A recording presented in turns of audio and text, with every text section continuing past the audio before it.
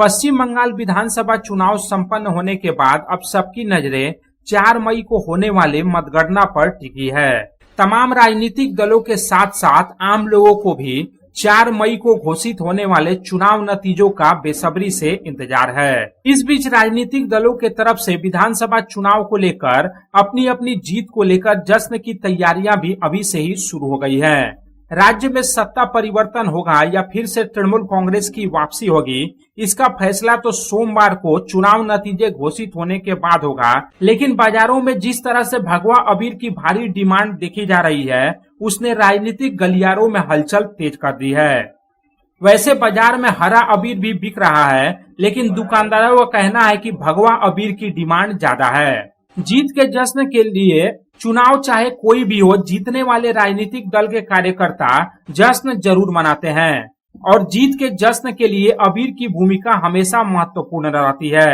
इस बार का विधानसभा चुनाव कई मायनों में महत्वपूर्ण है और यही वजह है कि बीजेपी और तृणमूल कांग्रेस के तरफ से अपनी अपनी जीत के दावे किए जा रहे हैं। लेकिन बाजार में जिस प्रकार से भगवा और हरे रंग के अबीर की बिक्री को लेकर कड़ी प्रतिस्पर्धा देखी जा रही है, उसके राजनीतिक मायने निकाले जा रहे हैं। आइए अब सुनते हैं कि दुकानदारों का क्या कुछ कहना है।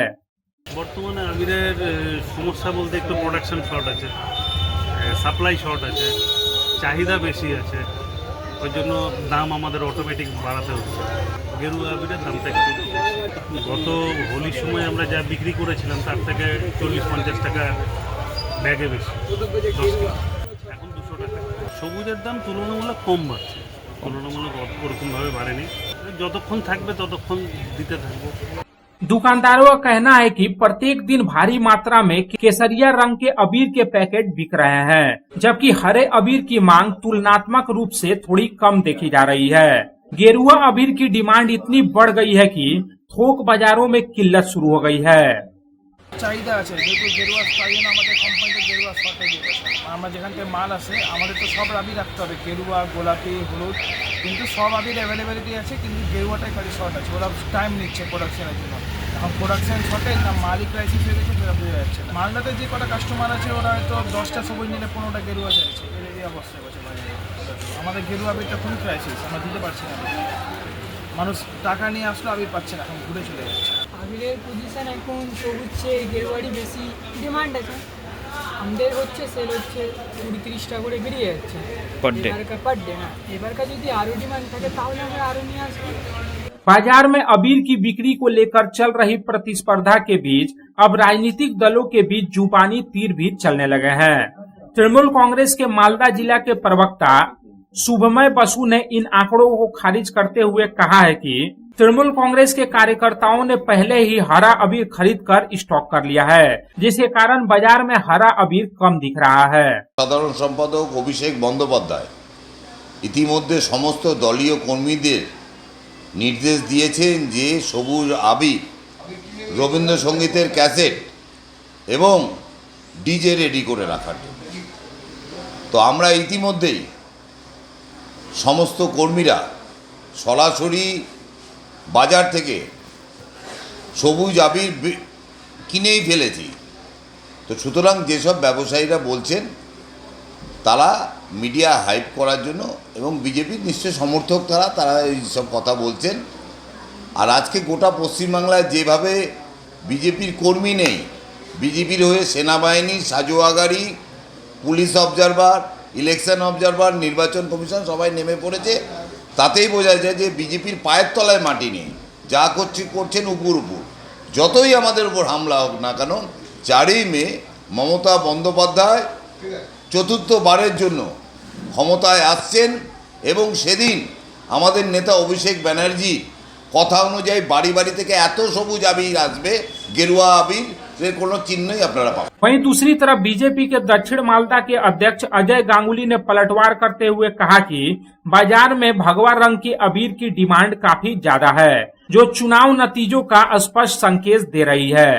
ওনাদের নেতৃত্ব বলে রাখে সবুজ আবির সবাই বাড়িতে বাড়িতে কিনে রাখবে। এইবারও এরকম নির্দেশ দিয়েছেন।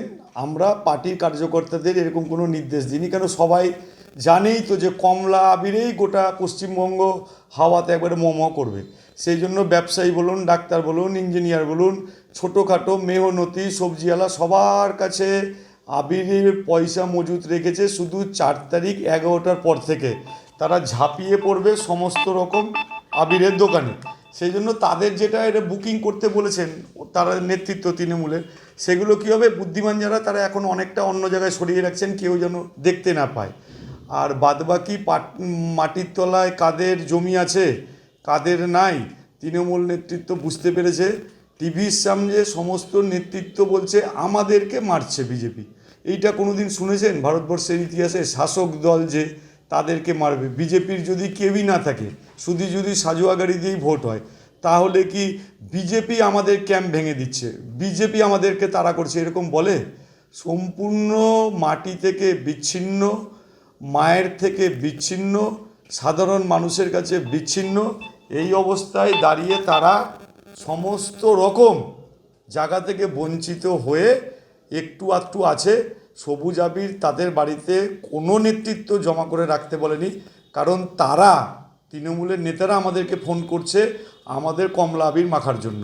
4 তারিখ বেলা 12টায় দেখবেন একাধিক ফোন তৃণমূল নেতাদের মালদা শহরের। আমি ফোন রাখছি, আবার ফোন করছি। আমি বলেছি অপেক্ষা করো, 12টা বাজুক 1টা বাজুক, তখন তোমরা যা করার কমলা আবির মাখবে। এই পর্যন্ত ওনাদেরকে সান্ত্বনা দিয়ে থামিয়ে রেখেছি। Bureau report, public times. I am Dr. Radhakrishna. I am a gastroenterologist and a liver specialist. So I do visit Durgapur once a month. I stay here for 2 days.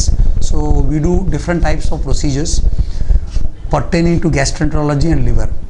So we have a range of evaluations that we do here. We do the routine endoscopy, colonoscopy. Starting from there, we have advanced technologies like nasal endoscopy, liver fibroscan, capsule endoscopy.